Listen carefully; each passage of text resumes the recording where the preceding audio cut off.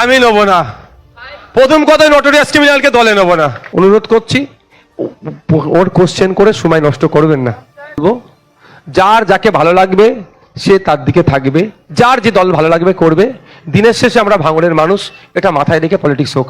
ভাঙড়ে এমন কোনো পরিবেশ না হয়ে যায়, সে 2023-এ পঞ্চায়েত নির্বাচনের সময় কারো মায়ের মা কাঁদছে, কোল খালি হয়ে গেছে, গুলিবিদ্ধ হয়ে গেছে, কারো বাড়ি ভাঙচুর হচ্ছে, এগুলো নয়। এক কথায়, কে কোন দলে যাবে, কোন দলে আসবে, কে কোন গ্রুপে থাকবে, সেটা আমি বেশি চর্চা করব না। 2023 সালের আগে পর্যন্ত, সরকার সাহেব দায়িত্ব নেওয়ার আগে পর্যন্ত ভাঙড়ে রাজনীতি হিংসা হয়েছে।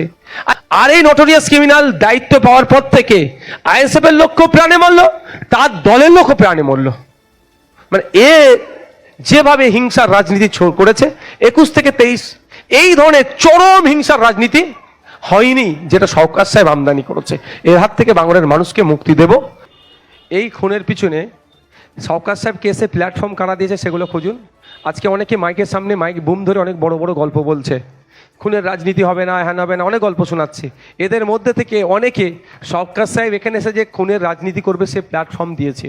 সেই জন্য দেখবেন আমাদের মহিউদ্দিন, আমাদের রেজাউল, আমাদের হাসানকে যারা খুন করেছে, আর আমাদের মানুষদের যারা গুলিবিদ্ধ করেছে, যখন আমরা অভিযোগ দায়ের করেছি, মূল হোতাদের নামগুলো আছে। এফআইআর লিস্ট খুললে দেখা যাবে, অভিযোগপত্র যখন যদি আপনারা চান দেখতে পাবেন।